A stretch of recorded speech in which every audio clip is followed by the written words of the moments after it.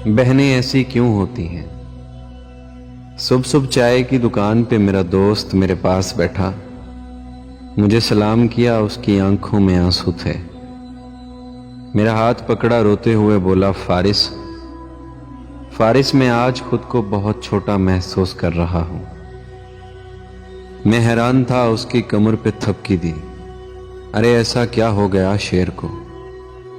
वो मुझसे नजरें न मिला रहा था, फिर जोर जोर से रोने लगा। सब लोग उसकी तरफ देखने लगे। मैंने उसको चुप करवाया। अरे पागल, सब देख रहे हैं। फिर मेरे सीने से लग गया। रोते हुए बोला, फारिस बहनें ऐसी क्यों होती हैं। मैं सोच में गुम था। क्या हो गया तुमको, ऐसा क्यों बोल रहे हो। कहने लगा, फारिस पता है बहन की शादी को 6 साल हो गए हैं। मैं कभी भी उसके घर नहीं गया, अब्बू या अम्मी ही जाते हैं। मेरी बीवी एक दिन मुझे कहने लगी, आपकी बहन जब भी आती है उसके बच्चे घर का हाल बिगाड़ कर रख देते हैं, खर्च डबल हो जाता है।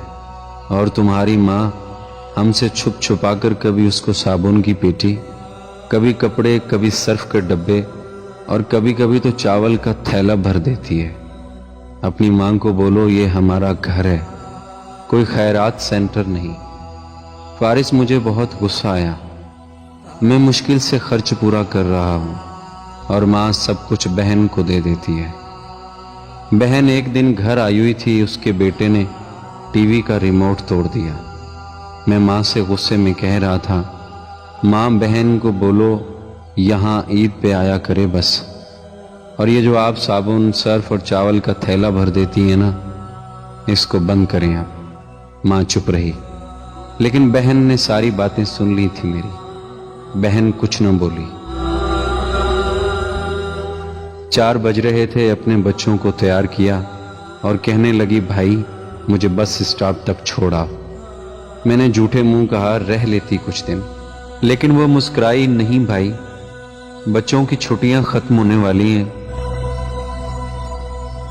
फिर जब हम दोनों भाइयों में जमीन का बंटवारा हो रहा था तो मैंने साफ इनकार किया, भाई मैं अपनी जमीन से बहन को हिस्सा नहीं दूंगा।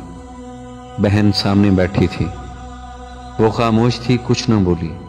माँ ने कहा, बेटी का भी हक बनता है, लेकिन मैंने गाली देकर कहा, कुछ भी हो जाए मैं बहन को हिस्सा नहीं दूंगा। मेरी बीवी भी बहन को बुरा भला कहने लगी। वो बेचारी खामोश थी। कोरोना के दिन है, फारिस काम काज है नहीं। मेरे बड़े बेटे को टीबी हो गई। मेरे पास उसका इलाज करवाने के पैसे नहीं। बहुत परेशान था मैं। कर्ज भी ले लिया था लाख, तो भूख सर पे थी। मैं बहुत परेशान था, कमरे में अकेला बैठा था, शायद रो रहा था हालात पे कि इतने में बहन घर आ गई। मैं गुस्से में बोला, अब ये आ गई है मनहूस।